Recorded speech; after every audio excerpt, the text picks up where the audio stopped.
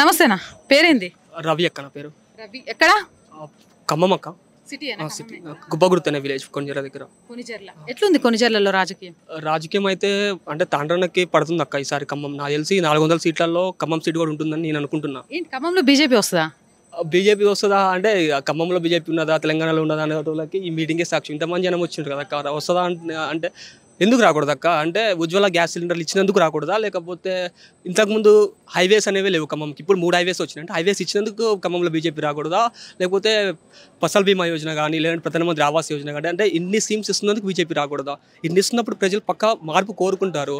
Already కాంగ్రెస్కి ఒకసారి గెలిపించినారు, టీఆర్ఎస్కి ఇచ్చినారు, ఖమ్మంలో ఎందుకు ఇవ్వకూడదు అని ఖమ్మం ప్రజలు ఆలోచిస్తున్నారు. కాబట్టి పక్కా బీజేపీ అనేది ఖమ్మంలో వస్తుంది. తాండ్ర వినోద్రావు గారు ఏమైనా తిరుగుతున్నారా, లేకపోతే కారులో నుంచే టాటా బాయ్ బాయ్ చెప్తున్నారు? అక్క నేనైతే నాకు తెలిసినప్పటి నుంచి నేను 2014 ఎలక్షన్స్ కానీ చూస్తున్నా. నాకు తెలిసినంత వరకు ఇప్పటివరకు నిలబడే క్యాండిడేట్స్లలో కొంచెం ప్రజల మధ్యకు వచ్చి తిరిగిన క్యాండిడేట్ అంటే నేను చూసింది తాండ్ర వినోద్ గారిని. అంటే ఒక బీజేపీ కార్యకర్త కాదు, ఒక నార్మల్ పీపుల్గా చెప్తున్నా, ఖమ్మంలో పుట్టిన ఒక నార్మల్ పీపుల్గా చెప్తున్నా. నాకు తెలిసి తిరిగింది అయితే ఈయన ఒక్కరే. రైట్. అయితే ఖచ్చితంగా ఖమ్మంలో బీజేపీ వస్తుందంట. 100కి 100% ఖమ్మంలో బీజేపీ వస్తుంది. మేము ఖమ్మం ప్రజలు బీజేపీకి 100% ఓటేస్తారు. 400 సీట్లలో పక్కా ఈ సీట్ను కూడా నరేంద్ర మోడీ గారికి గిఫ్ట్గా మేము ఇవ్వబోతున్నాం. అవును, 6 హామీలు గ్రామ గ్రామాన అమలు చేశామని కాంగ్రెస్ చెప్తోంది. మీ గ్రామంలో 6 హామీలు నెరవేరాయా?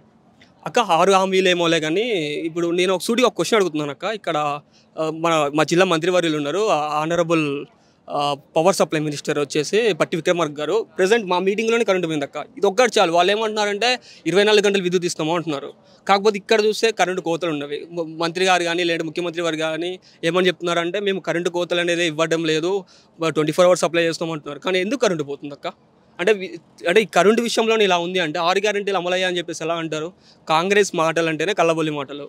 సో 100% వాళ్ళు చెప్పినారు అంటే వాళ్ళు చెయ్యరు. అది ఇప్పటి నుంచి కాదు, ఎప్పటి నుంచో ఆల్రెడీ దేశ ప్రజలు చూస్తూనే ఉన్నారు. ఏమనంటే స్వతంత్రం తెచ్చిన పార్టీ అని చెప్తారు. ఆ స్వతంత్రం తెచ్చిన కాడ నుంచి చూస్తూనే ఉన్నాం కాంగ్రెస్ అంటే ఏంటిదో.